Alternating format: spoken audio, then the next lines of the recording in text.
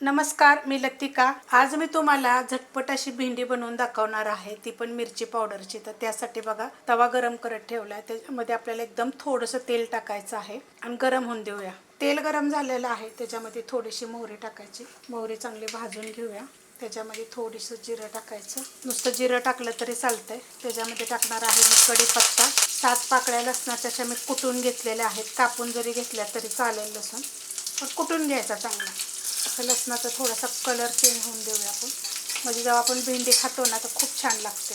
एक मीडियम आकाराचा कांदा घेतलेला आहे, कांदा पण मी चांगला भाजून घेणार आहे। कांदा असा भाजलेला आहे बघा, मस्त असा। त्यात टाकायचं चवीप्रमाणे मीठ। 250 ग्रॅम भेंडी आहे, मिक्स करून घेते। एकदम गॅस बारीक केलेला आहे। त्यात टाकणार 1 चमचा मिरची पावडर आहे, कलरवाली पण आहे आणि तिखटवाली पण आहे। हलकीशी परतायची आणि त्याच्यामध्ये भेंडी टाकायची।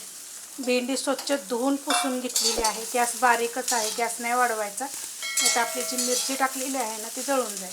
परतून घेऊया चांगलं, मिक्स करून फक्त घेतलेलं आहे, म्हणजे 1 मिनिटभर मी असं परतून घेतलेलं आहे। अशा पद्धती तुम्हाला हवा असेल का नाही तर भेंडी टाकल्यानंतर सुद्धा तुम्ही मिरची पावडर टाकू शकता। छोटा अर्धा चमचा ह्याच्यामध्ये मी आमचूर पावडर टाकणार आहे। तुम्ही लिंबाचा रस जरी अर्ध्या लिंबाचा पिळा तरी चालेल, किंवा 1 चमचाभर।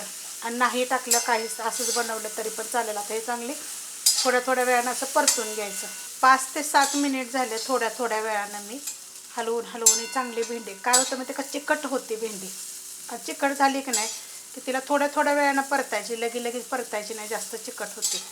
अशा पद्धतीत एकदम खूप चविष्ट लागते बरं का। अशा पद्धतीत तुम्ही एकदा जरूर करून बघा। 10 मिनिटात रेसिपी होती ही, जास्त वेळ लागत नाही त्याला। तुम्ही फक्त भेंडी स्वच्छ धुवून पुसून घ्या। वरून थोडीशी टाकणार आहे कोथिंबीर आणि खूप चविष्ट लागते। झटपट एकदम दाखवलेली आहे। ह्याच्यामध्ये जर तुम्हाला आमचूर पावडर नसेल टाकायचा, लिंबाचा रस नसेल टाकायचा, तर मग थोडंसं टोमॅटो जरी टाकलं तरी चालेल। बिलकुल चिकट होणार नाही बघा, ती मोकळी होते एकदम, आणि खूप छान लागते। एकदम झटपट रेसिपी आहे। रेसिपी बघितली की लाईक करा, सबस्क्राईब करा, कमेंट करा आणि शेअर बी करा।